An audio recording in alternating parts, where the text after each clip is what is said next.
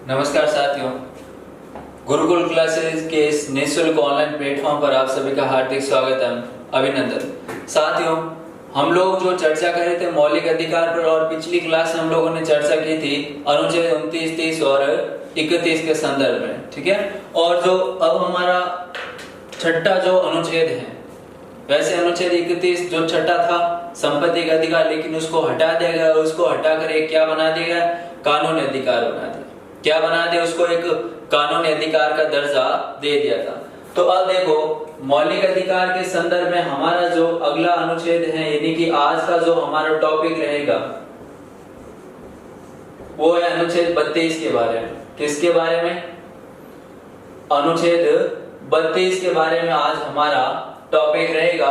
और अनुच्छेद 32 में कौन सा जो अधिकार दे रखा है जिसका उल्लेख मिलता है संविधान में, और यहाँ से बहुत अच्छा क्वेश्चन भी बनते हैं। तो देखिए, अनुच्छेद 32 में किसका उल्लेख है? तो सबसे पहला संवैधानिक उपचारों का अधिकार। संवैधानिक उपचारों का अधिकार, ठीक है। संवैधानिक उपचारों का अधिकार जिसका उल्लेख संविधान के कौन से अनुच्छेद में मिलता है? तो इसका उल्लेख संविधान के अनुच्छेद 32 में मिलता है।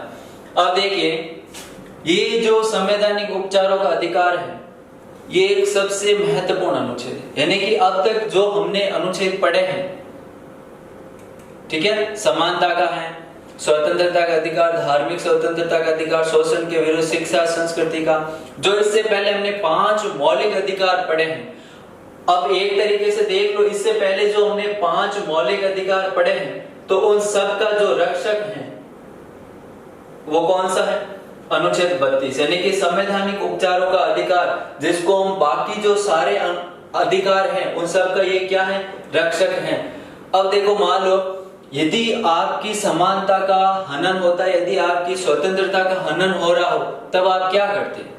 कहां जाते? किसके पास जाते और किसको बता दे कि ये मेरी स्वतंत्रता का क्या हो रहा है, यहाँ पर हनन हो रहा, या यहाँ पर मेरे साथ भेदभाव किया जाता, तो आप किसके पास जाते? तो अनुच्छेद 32 ना होता तो आप कहां जाते?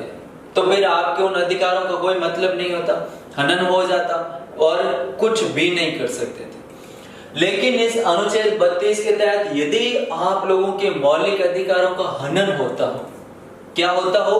आपके मौलिक अधिकारों का हनन होता हो, तो ऐसी स्थिति में आप अनुच्छेद 32 के तहत आप सुप्रीम कोर्ट जा सकते हो। कहां जा सकते हो आप? Supreme court.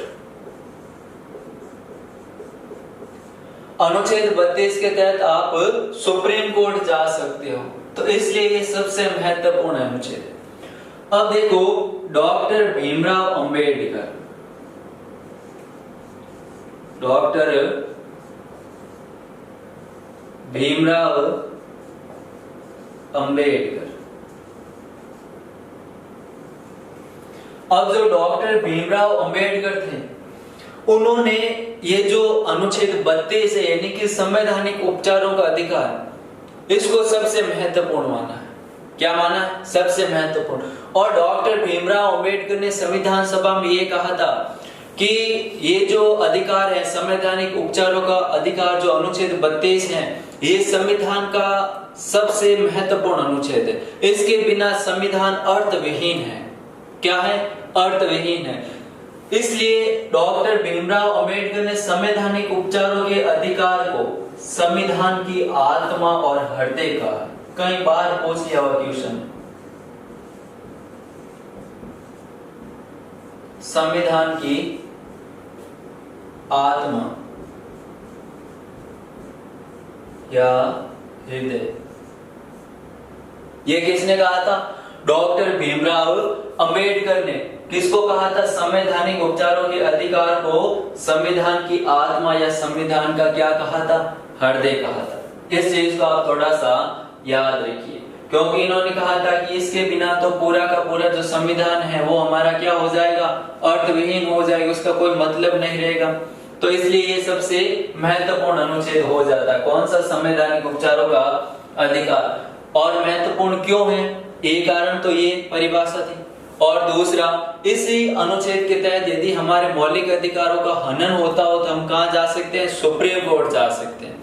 यदि ये अनुच्छेद ना होता तो हम मौलिक अधिकारों का क्या करते, अगर हमारे मौलिक अधिकारों का हनन भी हो जाता तो हम किसके पास जाते, कहां जाते, किसको बताते कि ये मेरे अधिकार थे, इनका हनन हो गया, फिर कौन सुनता।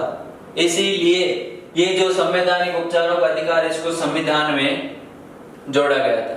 ठीक है, अब देखो अनुच्छेद 32 है, इस अनुच्छेद 32 के तहत सुप्रीम कोर्ट को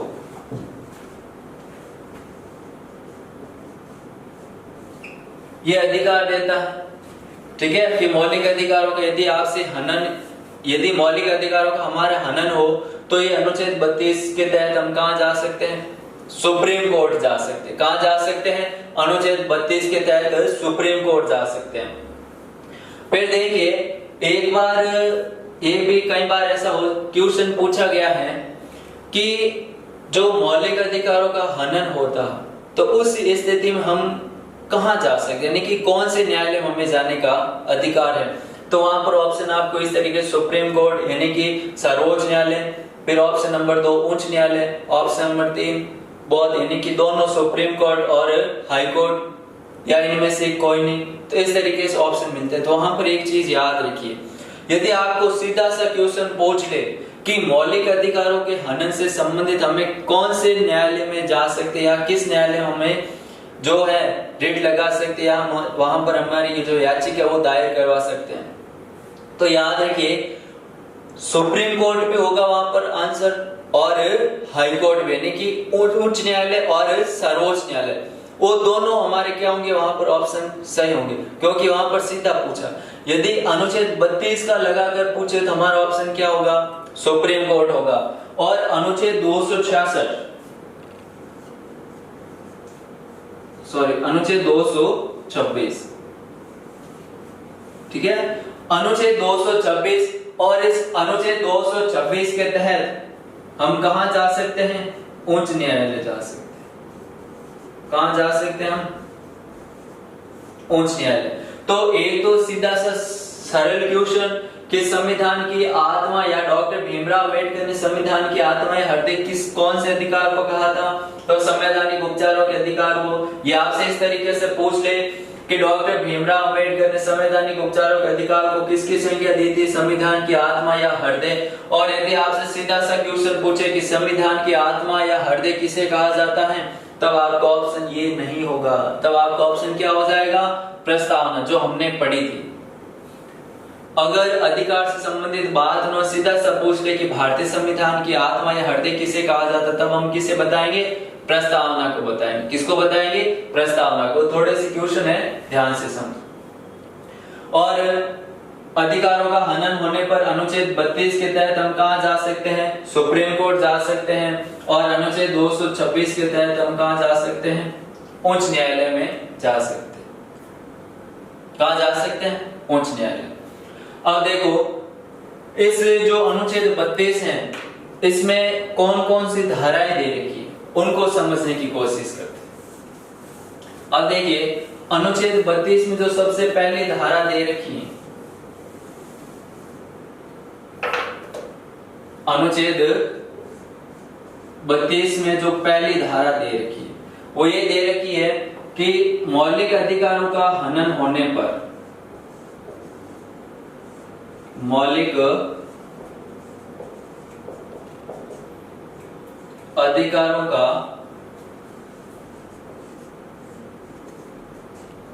हनन होने पर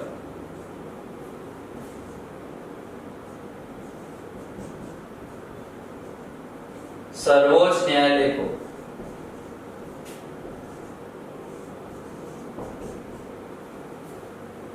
रिट जारी करने का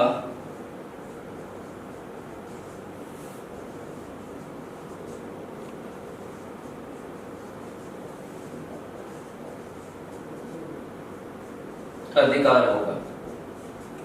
कौन सी बात दे रखी है, अनुच्छेद 32 की धारा 1 में बात दे रखी है कि मौलिक अधिकारों का हनन होने पर अनुच्छेद 32 की धारा 1 के तहत सर्वोच्च न्यायालय क्या जारी करेगा?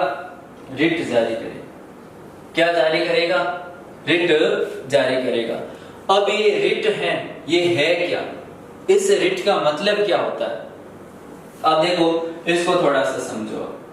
ये जो रिट जो शब्द है, ये ब्रिटिश कानून से लिया गया। कहां से लिया गया? ब्रिटिश कानून से लिया गया। ठीक है। संविधान में यदि आपसे पूछ ले कि रिट शब्द कहां से लिया गया है, तो ब्रिटिश से लिया गया, यानी कि जो ब्रिटेन, इंग्लैंड है, वहां से लिया गया। ठीक है। अब वहां से ये रिट शब्द लिया गया है, और आप लोगों को पता है कि ब्रिटेन के अंदर, यानी कि इंग्लैंड के अंदर राजा या रानी का शासन होता था। किसका होता था? राजा या रानी का शासन होता था। तो ये जो रिट जारी करने का ब्रिटेन के अंदर अधिकार किसको प्राप्त था? राजा को, यानी कि राजा द्वारा रिट जारी की जाती थी।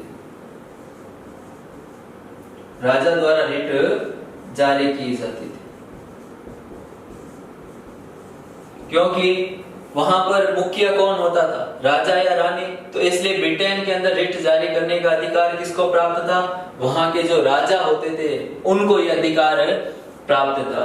और ब्रिटेन के अंदर ये जो रिट है, इसे विशेषाधिकार रिट कहा गया। विशेषाधिकार।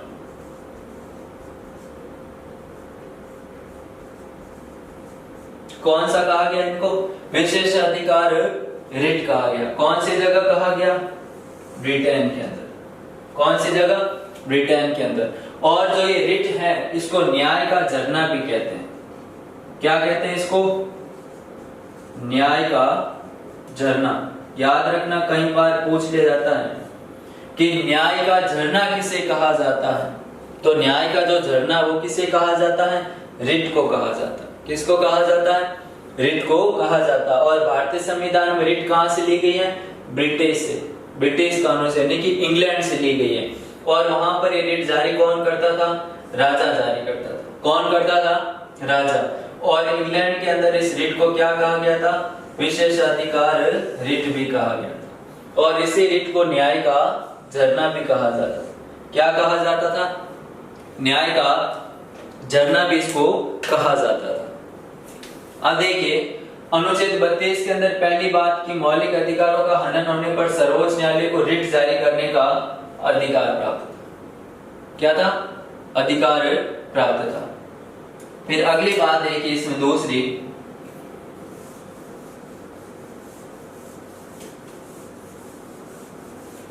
अनुच्छेद 32 की जो धारा 2 है, उसमें किस बात का उल्लेख किया गया? तो देखिए, अनुच्छेद 32 की जो धारा 2 है, उसमें लिखा गया है, पहली में लिखा गया है कि रिट जारी करेगा। और अनुच्छेद 32 की जो धारा 2, उसमें लिखा गया कि सर्वोच्च न्यायालय कौन कौन सी रिट जारी करेगा या कर सकता है। तो देखो, इसमें एक दे रखा है बंदी प्रत्यक्षीकरण।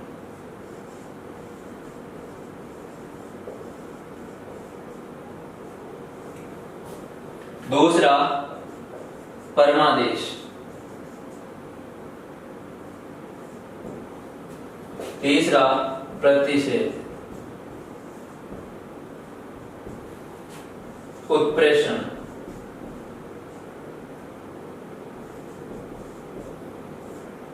और पांचवी है अधिकार प्रचार।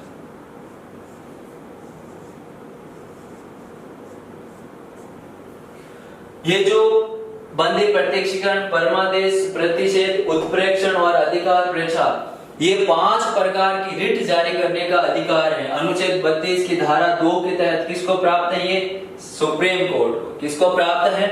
Supreme court. अब देखो, यहां से आपसे क्वेश्चन एक बहुत अच्छी तरीके से बन सकता है। आपने मान लो ये सारी चीज पढ़ ली है, और आपसे पूछा जाए कि इनमें से नाम दे दिए जाए पांचों के, और पूछा जाए कि सर्वोच्च न्यायालय ये रिट जारी संविधान के कौन से अनुच्छेद के तहत करता है?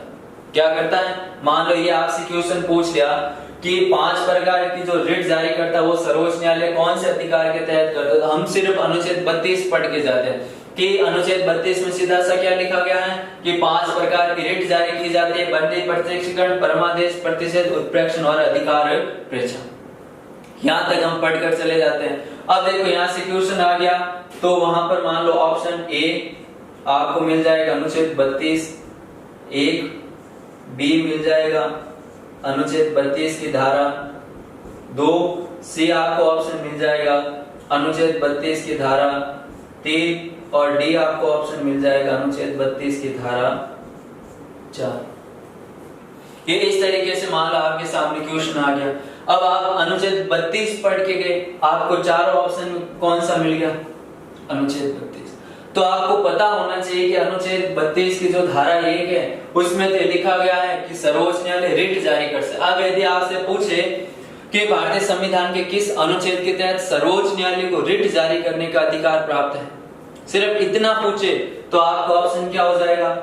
अनुच्छेद 32 की जो धारा 1 हम लोगों ने पढ़ ली वो हो जाएगा। अब आपसे पूछा गया कि 5 प्रकार की रिट हैं, कौन से अनुच्छेद के तहत जारी की जाती हैं? तो अनुच्छेद 32 की जो धारा 2 है उसके तहत। समझ गए? इस प्रकार से क्वेश्चन बनते हैं आज पर। तो आप विशेष तौर से इन क्वेश्चनों को थोड़ा सा ध्यान रखें और साथ साथ आराम से समझते चले जाना, आपके बिल्कुल सही हो जाएंगे सारे के सारे क्वेश्चन। अब देखिए ये 5 प्रकार की रिट जारी करता है। कौन जारी करता है? Supreme court. किसके तहत? अनुच्छेद 32 की जो धारा 2 है उसके तहत जारी करने का अधिकार प्राप्त है। अब देखो इसके बाद जो अनुच्छेद 32 है, कौन सा? अनुच्छेद 32। इस अनुच्छेद 32 की जो धारा 3 है, ये जो 5 प्रकार की रिट है इसके बारे में पढ़ेंगे, उससे पहले ये जो धाराएं हैं इसके बारे में आप लोग समझ लो। ठीक है? अब देखो अनुच्छेद 32 की धारा 1 में तो मौलिक अधिकारों का हनन होने पर सुप्रीम कोर्ट क्या जारी करेगा? रिट जारी करेगा। और अनुच्छेद 32 की धारा 2 में 5 प्रकार की रिट जारी करने का अधिकार है किसको?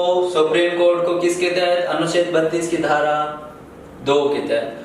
अब है अनुच्छेद 32 की धारा 3 और अनुच्छेद 32 की जो धारा 3 है, अनुच्छेद 32 की धारा 3 और इस अनुच्छेद 32 की धारा 3 में लिखा गया कि संसद कानून बनाकर, ध्यान से समझना इस बात को, संसद कानून बनाकर किसी अन्य न्यायालय को, किसी अन्य न्यायालय को रिट जारी करने का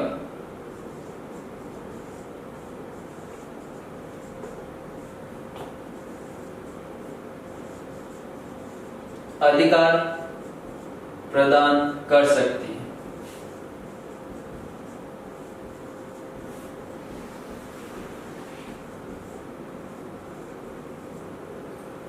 ठीक है? अनुच्छेद 32 की धारा 3 में बात लिखी गई कि संसद कानून बनाकर, कौन कानून बनाएगी? संसद। और संसद कानून बनाकर जो हमने ऊपर पढ़ा था यानी कि अनुच्छेद 32 की धारा 2 जिसमें हम लोगों ने पढ़ा था 5 प्रकार की रिट, तो 5 प्रकार की रिट संसद कानून बनाकर जो अन्य न्यायालय हैं, अनुच्छेद 32 के द्वारा तो सिर्फ और सिर्फ रिट जारी करने का अधिकार किसको प्राप्त है? सुप्रीम कोर्ट को प्राप्त है। लेकिन अनुच्छेद 32 की धारा 3 में बात लिखी गई कि संसद कानून बनाकर भारत के जितने भी अन्य न्यायालय हैं, भारत के जितने भी अन्य न्यायालय हैं उनको भी अधिकार प्रदान कर सकते हैं कि आप भी क्या जारी कर सकते हो? रिट जारी कर सकते हो। क्या कर सकते हो? रिट जारी कर सकते हो। इस बात को ध्यान से समझो। अब दूसरे न्यायालय भी रिट जारी कर सकते हैं, लेकिन कानून बनाने का अधिकार किसको प्राप्त है? संसद को प्राप्त। किसको प्राप्त है? संसद को। अब देखो इसी अनुच्छेद के तहत 32 की जो धारा 3 है, इसी के तहत अनुच्छेद 226 में, कौन से? अनुच्छेद 226 में जो उच्च न्यायालय होते हैं, कौन से? उच्च न्यायालय।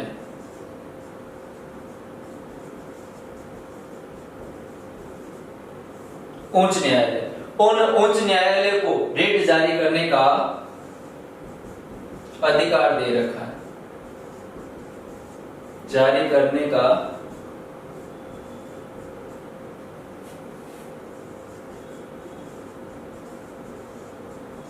अधिकार प्रदान किया गया है।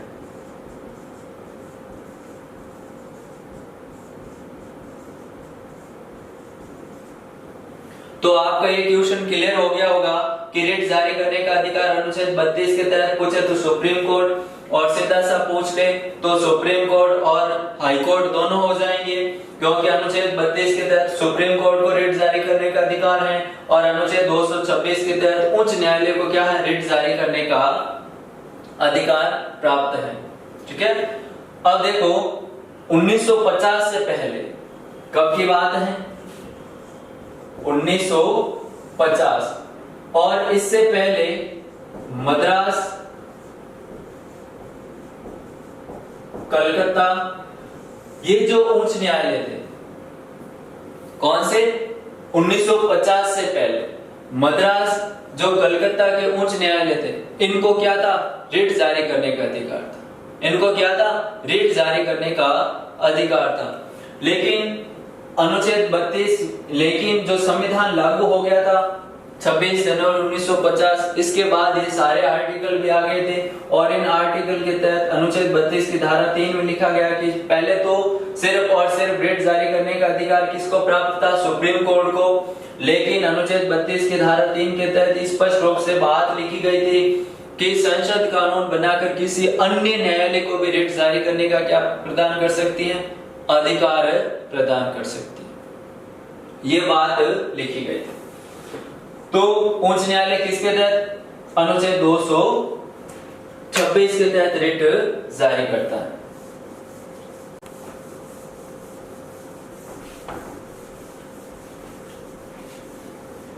और 1950 से पहले, ये बात यहां पर याद रखना थोड़ा सा कि 1950 से पहले रिट जारी करने का अधिकार किसको प्राप्त था, तो ये भी यहां पर आपका क्वेश्चन बनता है। तो याद रखना, मद्रास, कलकत्ता और एक उच्च न्यायालय और था मुंबई, इन 3 उच्च न्यायालयों को रिट जारी करने का अधिकार प्राप्त था। कब की बात है, 1950 से पहले की बात है।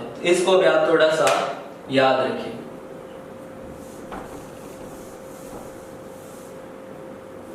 अब देखिए अनुच्छेद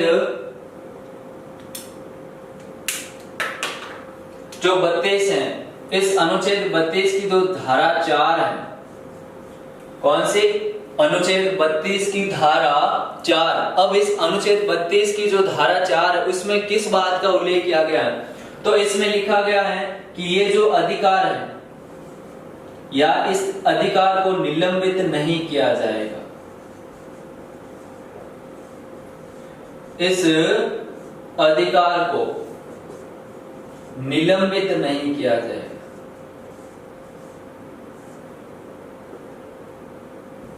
निलंबित नहीं किया जाएगा, यानी कि कैसी भी स्थिति हो इस अधिकार को आपसे क्या नहीं, छीना नहीं जाएगा। लेकिन सुप्रीम कोर्ट ने कहा था कि आपातकाल की स्थिति में आपको सारे के सारे जो अधिकार हैं वो आपसे छीन लिए जाते हैं। सिर्फ अनुच्छेद 20 और 21 ही ऐसे जो आपातकाल में आपके पास रहते हैं, बाकी सारे के सारे जो अधिकार आपातकाल की स्थिति में आप लोगों से छीन लिए जाते हैं।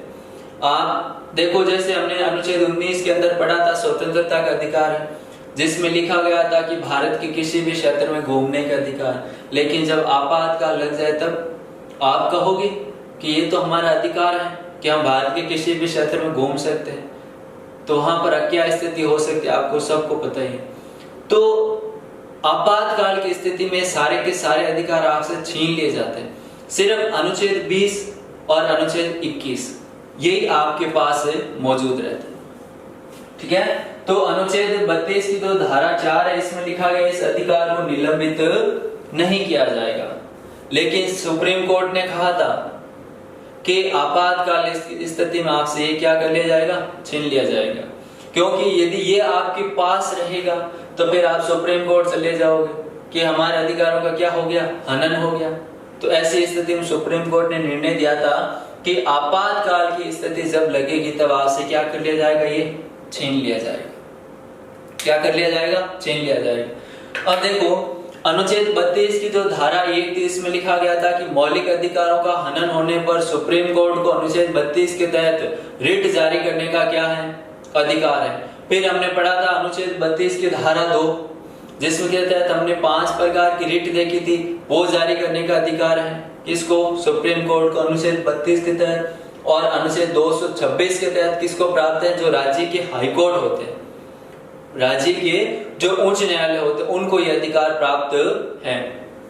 फिर हमने अनुच्छेद 32 की धारा 3 पढ़ा था जिसके अंदर हम लोगों ने देखा था कि संसद कानून बनाकर, कौन, संसद कानून बनाकर क्या जारी, कानून बनाकर ये जो रिट है इसको जारी करने का अधिकार अन्य न्यायालय को भी दे सकती है। किसके तहत, अनुच्छेद 32 की धारा 3 और अनुच्छेद 32 की धारा 4 लिखा गया कि इस अधिकार को निलंबित नहीं किया जाएगा। लेकिन सुप्रीम कोर्ट ने कहा था कि आपातकाल की स्थिति में आपके भी क्या कर लिया जाएगा, छीन लिया जाएगा।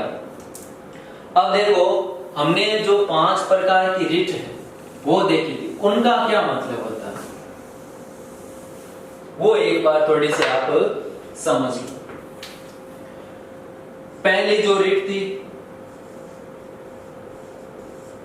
बंदी प्रत्यक्षीकरण,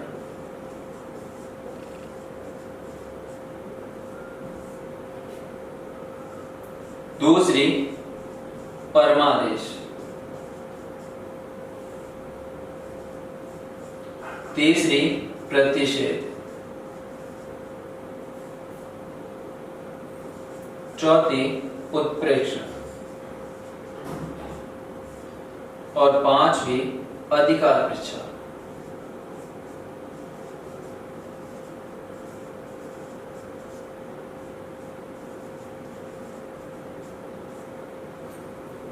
कौन से हैं, अधिकार परीक्षा। अब ये 5 प्रकार की रिट अनुच्छेद 32 के तहत कौन जारी करता है, सुप्रीम कोर्ट। और अनुच्छेद 226 के तहत कौन जारी करता है, हाई कोर्ट। कौन जारी करता है, जो राज्य के हाई कोर्ट होते हैं उनको। और अनुच्छेद 32 की जो धारा 3 उसमें हम लोगों ने पढ़ा था कि संसद कानून बनाकर रिट जारी करने की जो शक्तियां हैं या ये अधिकार हैं वो अन्य न्यायालयों को दे सकती, लेकिन अभी तक ऐसा हुआ नहीं एक बार भी। तो रिट कौन जारी करता है, सुप्रीम कोर्ट। और राज्यों के जो सभी राज्यों का हाई कोर्ट है वो रिट जारी करता है। अब देखो सबसे पहला ये जो 5 प्रकार की रिट है ये होती क्या है या किस समय जारी की जाती है। अब देखो ये जो बंदी प्रत्यक्षीकरण है इसका अर्थ क्या होता है। देखो जैसे ये शब्द है इसी से हमें पता चल रहा है बंदी, बंदी का अर्थ क्या है, कैदी। और प्रत्यक्षीकरण मतलब प्रत्यक्ष का अर्थ क्या होता है, सामने प्रस्तुत, यानी कि हमारा जो सामने होता है प्रत्यक्ष, ठीक है। तो बंदी प्रत्यक्षीकरण का शाब्दिक अर्थ हो जाएगा सशरीर प्रस्तुत करना।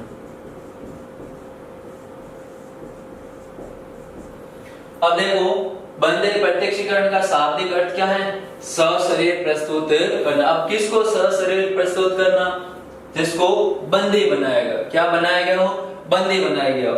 अब देखो ये रिट कब जारी की जाती है, जब अवैध रूप से गिरफ्तारियां होने लगे।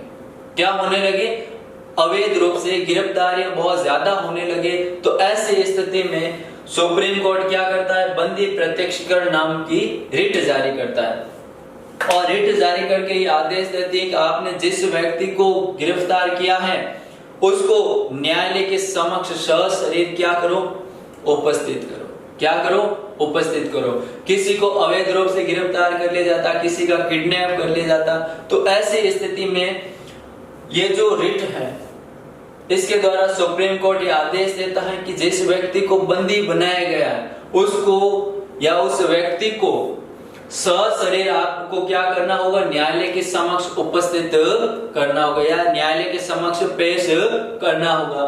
ये होता है बंदी प्रत्यक्षीकरण।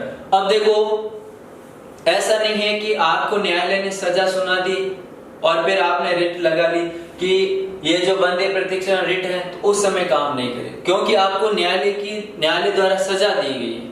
ये जो रिट है ये कब जारी की जाती है? जब अवैध रूप से गिरफ्तारी हो। यदि आपको कानून के तहत गिरफ्तार किया गया तो ये रिट जारी नहीं हो सकती। ठीक है, तो इस बात को विशेष तौर से थोड़ा सा ध्यान रखिए।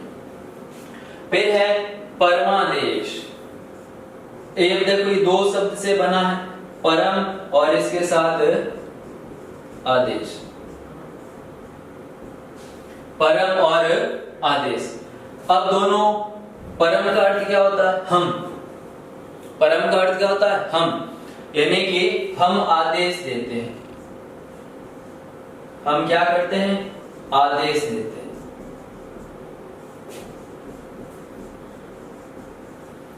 ठीक है, परमादेश, हम क्या आदेश देते हैं। अब ये रिट कब जारी की जाती है?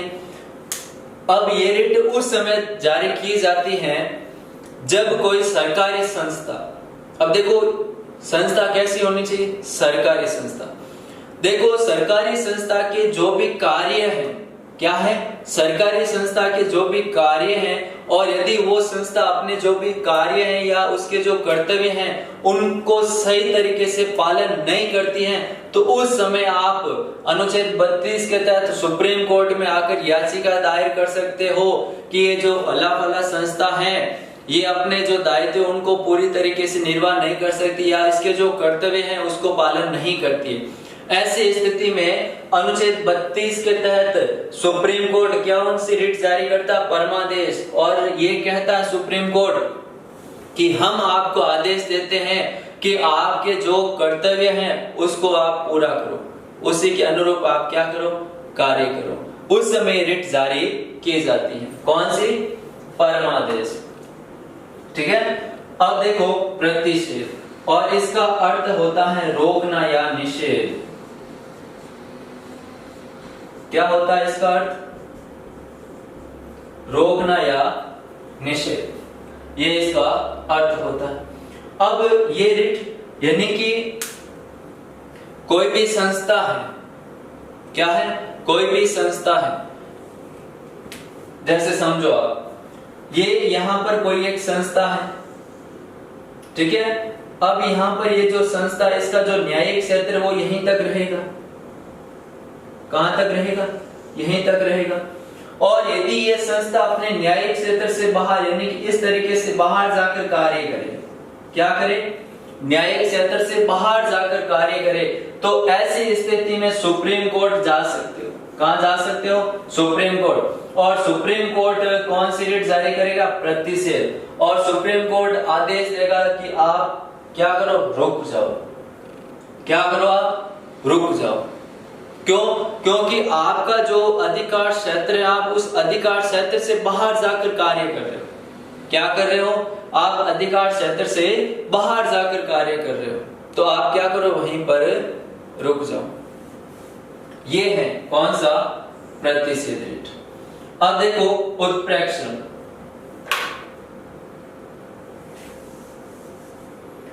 अब उत्प्रेक्षण, इसका अर्थ है सूचना देना।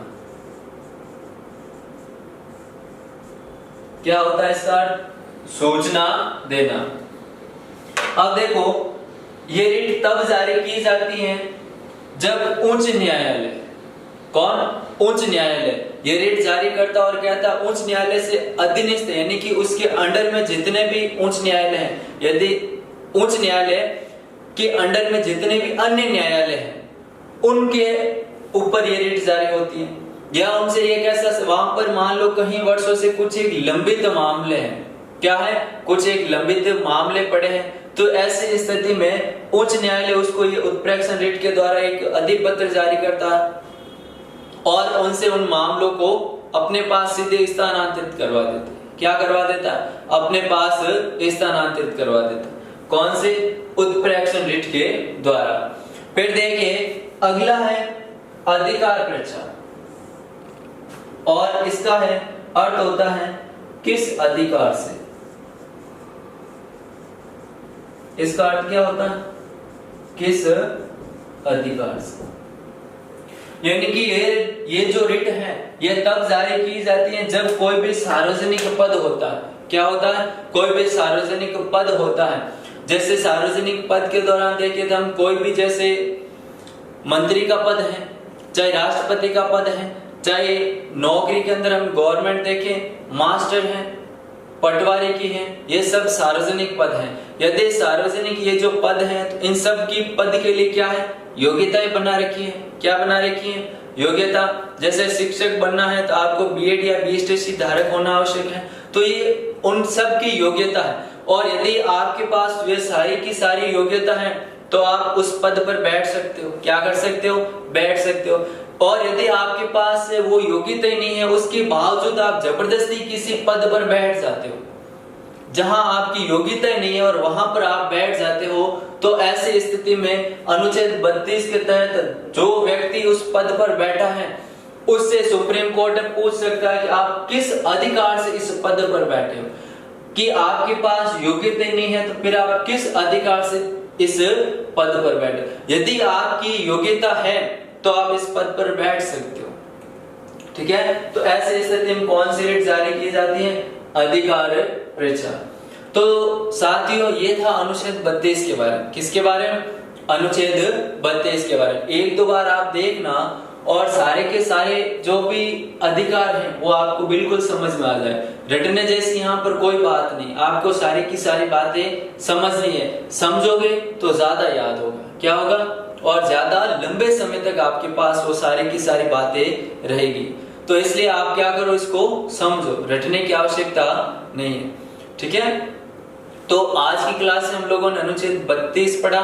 और यदि क्लास अच्छी लगी हो तो लाइक, शेयर और कमेंट करके हमें जरूर बताइए। फिर अगली मुलाकात होगी हमारी अगली क्लास में। तब तक आप बैठे रहिए और पढ़ते रहिए। धन्यवाद साथियों।